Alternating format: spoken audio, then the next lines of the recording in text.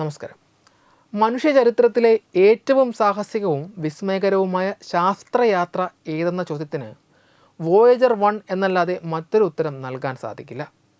1977 ഭൂമിയിൽ നിന്ന് വിക്ഷേപിച്ച ഈ പേടകം 50 വർഷങ്ങൾക്കിപ്പുറവും നക്ഷത്രാനന്തര വിടവിൽ നിന്ന് നമ്മോട് സംസാരിച്ചു കൊണ്ടിരിക്കുകയാണ്. സൂര്യൻ്റെ സ്വാധീന വലയത്തിന് പുറത്തു കടന്ന ആദ്യ മനുഷ്യനിർമ്മിത വസ്തുവായ വോയേജർ 1 ഇന്ന് ഭൂമിയിൽ നിന്ന് ഏകദേശം 2500 കോടി കിലോമീറ്റർ അകലെയാണ് സ്ഥിതി ചെയ്യുന്നത്. ആധുനിക സ്മാർട്ട് വാച്ചുകളേക്കാൾ കുറഞ്ഞ കമ്പ്യൂട്ടിംഗ് ശേഷിയുള്ള ഒരു യന്ത്രം ശൂന്യതയുടെ കൊടും തണുപ്പിലും എങ്ങനെ അതിജീവിക്കുന്നുവെന്നത് ശാസ്ത്രലോകത്തെ ഒന്നടങ്കം അത്ഭുതപ്പെടുത്തുന്ന കാര്യമാണ്.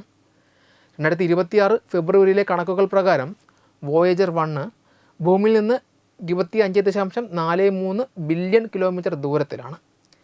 പ്രകാശം സഞ്ചരിക്കുന്ന വേഗതയിൽ ഒരു റേഡിയോ സന്ദേശം പേടകത്തിൽ നിന്ന് ഭൂമിയിലെത്തുവാൻ ഇപ്പോൾ 23 മണിക്കൂറും 33 മിനിറ്റും എടുക്കുന്നു. അതായത് നാസയിലെ ശാസ്ത്രജ്ഞർ വോയേജർ 1 ഒരു നിർദ്ദേശം നൽകിയാൽ അത് ലഭിച്ചോ എന്ന് സ്ഥിരീകരിക്കുവാൻ ഏകദേശം 2 ദിവസത്തോളം കാത്തിരിക്കണം. വരാനിരിക്കുന്ന നവംബർ മാസത്തോടെ ഈ ദൂരം ഒരു പ്രകാശ ദിനം എന്ന കടമ്പ കടക്കുമെന്നാണ് കരുതപ്പെടുന്നത്. ഇത്രയും വലിയ അകലത്തിൽ നിന്ന് വോയേജർ അയക്കുന്ന സിഗ്നലുകൾക്ക് നമ്മുടെ വീട്ടിൽ ഉപയോഗിക്കുന്ന വൈഫൈ സിഗ്നലിനേക്കാൾ 10,000 കോടി മടങ്ങ് ശക്തി കുറവാണ്. ഈ നേരിയ സ്പന്ദനങ്ങൾ പിടിച്ചെടുക്കുവാൻ ലോകത്തിൻ്റെ വിവിധ ഭാഗങ്ങളിൽ സ്ഥാപിച്ചിട്ടുള്ള കൂറ്റൻ ആൻറ്റിനകളുടെ ശൃംഖലയായ ഡീപ്പ് സ്പേസ് നെറ്റ്വർക്കാണ് നാസ ഉപയോഗിക്കുന്നത്.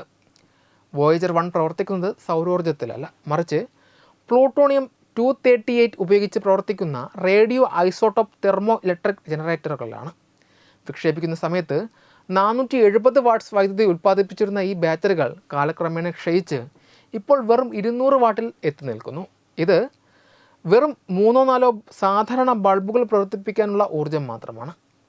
ഈ പരിമിതമായ ഊർജ്ജം ഉപയോഗിച്ച് പേടകത്തെ ചൂടാക്കി നിർത്താനും ഭൂമിയിലേക്ക് സിഗ്നലുകൾ അയക്കാനുമുള്ള ശ്രമത്തിലാണ് ശാസ്ത്രജ്ഞർ. ഊർജ്ജം ലാഭിക്കാനായി പേടകത്തിലെ പല ശാസ്ത്രീയ ഉപകരണങ്ങളും ഇതിനോടകം തന്നെ സ്വിച്ച് ഓഫ് ചെയ്ത് കഴിഞ്ഞു. ഹീറ്ററുകൾ പ്രവർത്തിപ്പിച്ചില്ലെങ്കിൽ പേടകത്തിലെ ഇന്ധന പൈപ്പുകൾ തണുത്തുറയുകയും ഭൂമിയിലേക്ക് സിഗ്നലുകൾ തിരിച്ചുവിടാൻ കഴിയാതെ വരികയും ചെയ്യും. പഴയകാല സാങ്കേതിക വിദ്യയുടെ കരുത്താണ് വോയേജറിൻ്റെ വിജയരഹസ്യം. വെറും 68 കിലോബൈറ്റ് മെമ്മറിയുള്ള വോയേജറിൻ്റെ കമ്പ്യൂട്ടറുകളിൽ എന്തെങ്കിലും തകരാർ സംഭവിച്ചാൽ എഞ്ചിനീയർമാർക്ക് 1970കളിലെ പേപ്പർ ബ്ലൂ പ്രിൻറ്റുകൾ പരിശോധിക്കേണ്ടി വരുന്നു. 2025-നും 2026-നും ഇടയിൽ വോയേജറുമായി ആശയവിനിമയം നടത്താൻ ശേഷിയുള്ള ഏക ആഞ്ജനേയ ഓസ്ട്രേലിയയിലെ ഡീപ്പ് സ്പേസ് സ്റ്റേഷൻ 43 അറ്റകുറ്റപ്പണികൾക്കായി അടച്ചിട്ടിരുന്നു. ആ മാസങ്ങളിൽ പേടകം ഒറ്റയ്ക്കായിരുന്നുവെങ്കിലും ജർമ്മനിയിലെ ഒരു ഒബ്സർവേറ്ററി അടുത്തിടെ വോയേജറിൻ്റെ സാന്നിധ്യം വീണ്ടും കണ്ടെത്തിയത് വോയേജറിൻ്റെ ഹൃദയമിടിപ്പ് നിലച്ചിട്ടില്ല എന്നതിന് തെളിവായി മാറി.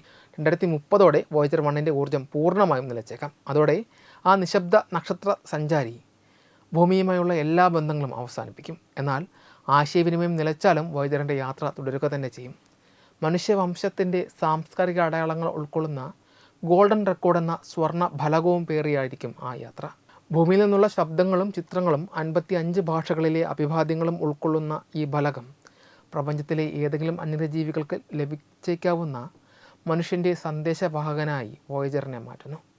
റേഡിയോ നിശബ്ദമായാലും കോടിക്കണക്കിന് വർഷങ്ങൾ വോയേജർ ഗാലക്സിയിലൂടെ മനുഷ്യൻ്റെ അടയാളമായി അലഞ്ഞു നടക്കും. വെബ് ഡെസ്ക് തത്വമൈ TV.